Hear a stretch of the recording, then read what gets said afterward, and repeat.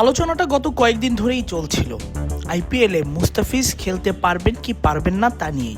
ভারতের বিভিন্ন ধর্মীয় নেতা বিভিন্ন সময় কলকাতা এবং কলকাতা নাইট রাইডার্স দলটার মালিক শাহরুখ খানের সমালোচনা করে এসেছেন মুস্তাফিজকে দলে নেয়। শুধু তাই নয়, সাম্প্রতিক সময়ে ঘটে যাওয়া বেশ কয়েকটি ঘটনার কারণেই মুস্তাফিজকে আইপিএলে বয়কটের ডাক দেয় তারা।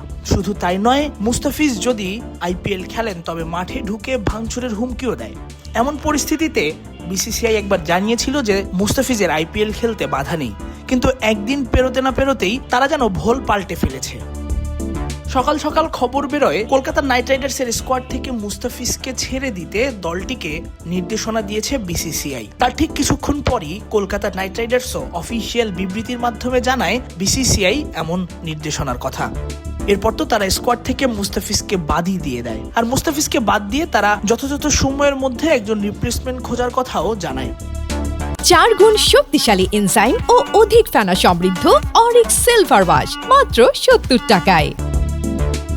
মুস্তাফিজকে আইপিএল থেকে বাদ দেওয়ার পর সমালোচনা শুরু হয় বাংলাদেশ জুড়ে। ক্রিকেটের সঙ্গে কেন রাজনীতি মেশানো হচ্ছে এ নিয়ে ভারতের সমালোচনা করা হয়, সমালোচনা হয় বিসিসিআই এরও। এরই মধ্যে ভারতের সাবেক ক্রিকেটার সহ অনেকেই মুস্তাফিজকে এভাবে আইপিএল থেকে বাদ দেওয়ার সমালোচনা করেন, আবার কেউ কেউ সেটাকে সমর্থনও করেন। এই যেমন ভারতের ধারাভাষ্যকার আকাশ চোপড়া। একসময় যিনি সাকিব এবং মুস্তাফিজকে নিয়ে ভালো ভালো কথা বলতেন তার ফেসবুকের ভিউ এবং রিচ বাড়াতে। মুস্তাফিজ এবং সাকিব আইপিএলে ভালো করলে তিনি সবার আগে তাদের নিয়ে ভিডিও বানাতেন। সেই আকাশ চোপড়া এবার যেন মুস্তাফিজের বিপক্ষে চলে গেলেন, এমনকি বৈধতা দিলেন মুস্তাফিজের সঙ্গে ঘটে যাওয়া ঘটনাকেও। শুধু তাই নয়, আকাশ চোপড়া অনেকটা কটাক্ষ করেই বাংলাদেশিদেরকে সাবধান করেছেন। তিনি বলেছেন, দেশ কোনো ভুল করলে দেশবাসীকে ভোগান্তিতে পড়তে হয়, এটা নাকি পারিপার্শ্বিক ক্ষতি।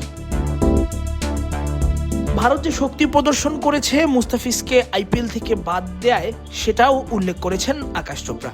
নিজের ফেসবুক পেজে দেয়া এক ভিডিও বার্তায় আকাশ চোপড়া যে কথাগুলো বলেছেন তার বাংলা অনুবাদ করলে দাঁড়ায়, ফিজকে বাদ দেয়া আমার কাছে মনে হয়েছে একেবারে ঠিক। আপনি প্রশ্ন করতে পারেন ফিজের কি দোষ, ও তো এসব করছে না। এই ধরনের কথা তো আপনি পাকিস্তানি ক্রিকেটারদের বেলাতেও বলতে পারেন। পাকিস্তানি ক্রিকেটাররাও তো কিছু করেনি। যখন দেশ কোনো ভুল করে তো সেই দেশের দেশবাসীকে না ভুগতে হয়। হ্যাঁ, এটা পারিপার্শ্বিক ক্ষতি। আমি এই সিদ্ধান্তের সাথে একমত। এভাবেই আপনাকে আপনার শক্তি প্রদর্শন করতে হবে। মুস্তাফিজের সঙ্গে ঘটে যাওয়া ঘটনায় আকাশ চোপড়ার এমন কথা নিঃসন্দেহে সমালোচিত হওয়ার মতোই। তবে সবকিছু ছাপিয়ে ক্রিকেটের সঙ্গে রাজনীতি কিংবা রাজনীতির সঙ্গে ক্রিকেট, এই আলোচনা যেন আরো একবার বৈধতা পেল বিসিসিআই এর এমন কর্মকাণ্ডে।